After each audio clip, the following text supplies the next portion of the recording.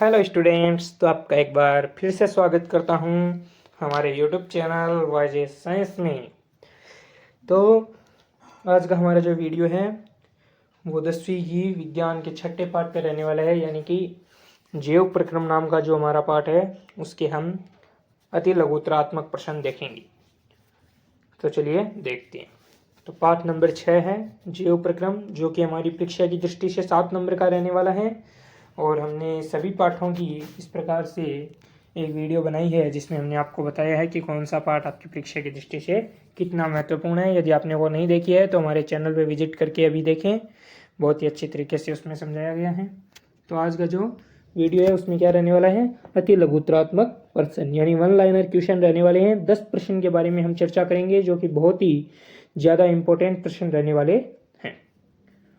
तो चलिए देखते हैं कि किस किस प्रकार के हमारे प्रश्न हैं। उससे पहले यदि आप हमारे YouTube चैनल पर नए हैं तो प्लीज़ हमारे वीडियो को लाइक एंड शेयर ज़रूर करें तथा चैनल को सब्सक्राइब करके बेल आइकन का बटन प्रेस करें, जिससे कि आने वाली वीडियो की नोटिफिकेशन आपको जल्द से जल्द मिल सके और आप हमारा कोई भी वीडियो मिस नहीं करें। तो चलिए देखते हैं कि हमारी 10वीं क्लास की विज्ञान में कौन से प्रश्न जो है वो छठे पाठ में इंपॉर्टेंट है। तो प्रश्न नंबर 1 है, जो कि पाठ का नाम है उसी पे है कि जैव प्रक्रम क्या है।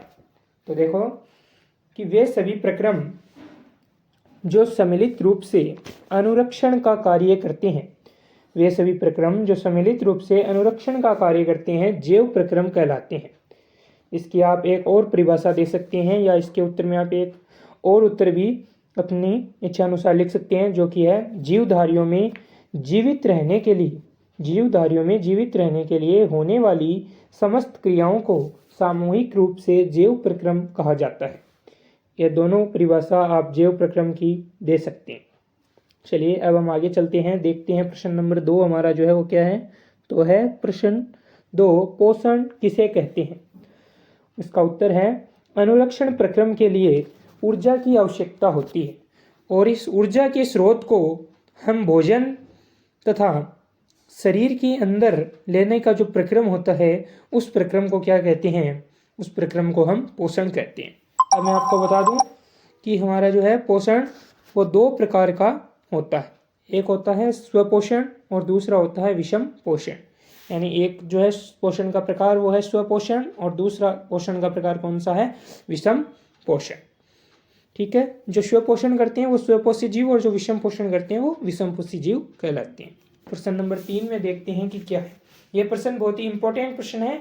इसमें बहुत ही ये बड़ा प्रश्न भी आपके परीक्षा में पूछा जा सकता है और शॉर्ट टाइप में भी पूछा जा सकता है कि स्वपोषी एवं विषमपोषी किसे कहते हैं। तो पोषण की वह विधि जिसमें जीवधारी पर्यावरण में उपस्थित सरल कार्बनिक पदार्थों द्वारा क्या करता है, अपना भोजन स्वयं बनाता है, तो वह क्या कहलाता है, स्वपोषण विधि कहलाती है। और इस विधि को जो जीवधारी करते हैं यानी कि ऐसे जीवधारी क्या कहलाते हैं, स्वपोषी जीवधारी कहलाते हैं या स्वपोषी कहलाते हैं। उदाहरण के तौर पे आप दे सकते हैं कि सभी हरे पौधे एवं जीवाणु जो होते हैं वो क्या होते हैं, स्वपोषी होते हैं। दूसरा हमारा विषमपोषी जो है वो क्या होता है, प्राणी मनुष्य सहित जो अपना भोजन स्वयं नहीं बना सकते। हम अपना भोजन स्वयं नहीं बनाते, हम अपने भोजन के लिए दूसरों पर अपने भोजन के लिए क्या रहते हैं, निर्भर रहते हैं।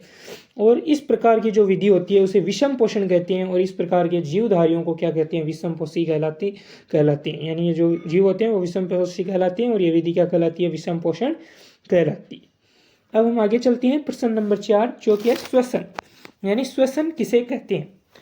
तो कार्बनिक भोज्य पदार्थों का उत्तर देखिएगा, कार्बनिक भोज्य पदार्थों का ऑक्सीकरण द्वारा विघटन श्वसन कहलाता है। यानी जो कार्बनिक भोज्य पदार्थ होता है वो ऑक्सीकरण द्वारा जब विघटित हो जाते हैं वो क्या कहलाता है, श्वसन कहलाता है। अब श्वसन के प्रकार देख लेते हैं। तो 5वां प्रश्न इस पे हमारा कि श्वसन कितने प्रकार का होता है। तो आपको यह तो पता होगा कि श्वसन जो है वो 2 प्रकार का होता है। इसमें पहला जो श्वसन का प्रकार है वो है वायवीय श्वसन और दूसरा श्वसन का प्रकार जो है वो अपने पास में क्या है, इसका विपरीत अवायवीय श्वसन। यानी ये दोनों एक दूसरे के अपोजिट है और ये दोनों क्या है, श्वसन के प्रकार है। अब इसी में हम आगे देखेंगे वायवीय और अवायवीय श्वसन जो है वो क्या होता है। तो हमारा प्रश्न नंबर 6 है, जो कि हमें है क्या बता रहा है, वायवीय श्वसन क्या होता है, यानी वायवीय श्वसन किसे कहते हैं। तो श्वसन की वह प्रक्रिया या वह श्वसन प्रक्रम जिसमें ऑक्सीजन का उपयोग किया जाता है, यानी वह श्वसन प्रक्रिया जो ऑक्सीजन के बिना संपन्न नहीं हो सकती, इस प्रक्रम में ऑक्सीजन का उपयोग किया जाता है, तो यह क्या कहलाता है, वायवीय श्वसन। और इसी का जो अवायवीय श्वसन जो है वो इसी का बिल्कुल विपरीत है।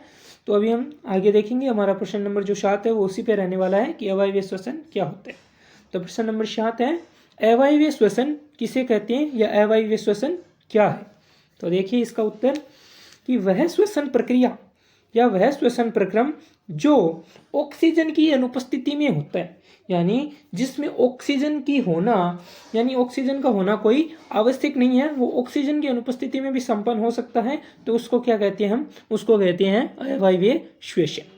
ठीक है, अब हम चलते हैं आगे प्रश्न नंबर 8 पे, जो कि हमारा परीक्षा की दृष्टि से ये श्वसन वाला प्रश्न भी बहुत इंपॉर्टेंट है और प्रश्न नंबर 8 भी बहुत इंपॉर्टेंट होने वाला है। प्रश्न नंबर 8 क्या है, प्रश्न नंबर 8 हमारे है कि परिसंचरण तंत्र किसे कहते हैं।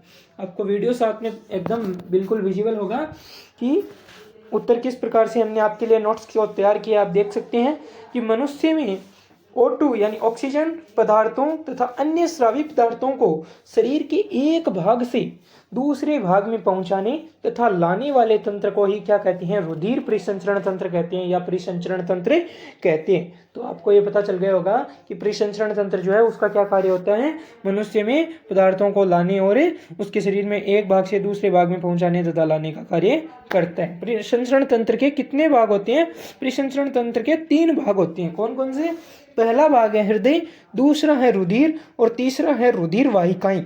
यानी हमारा पहला जो भाग है वो रुधिर, दूसरा है रुधिर कोशिकाएं और तीसरा है रुधिर वाहिकाएं, एक है हृदय। अब अगला प्रश्न 10 नंबर है कि हृदय का कोई एक कार्य बताएं, यानी हृदय जो है उसका क्या कार्य होता है ये बताएं।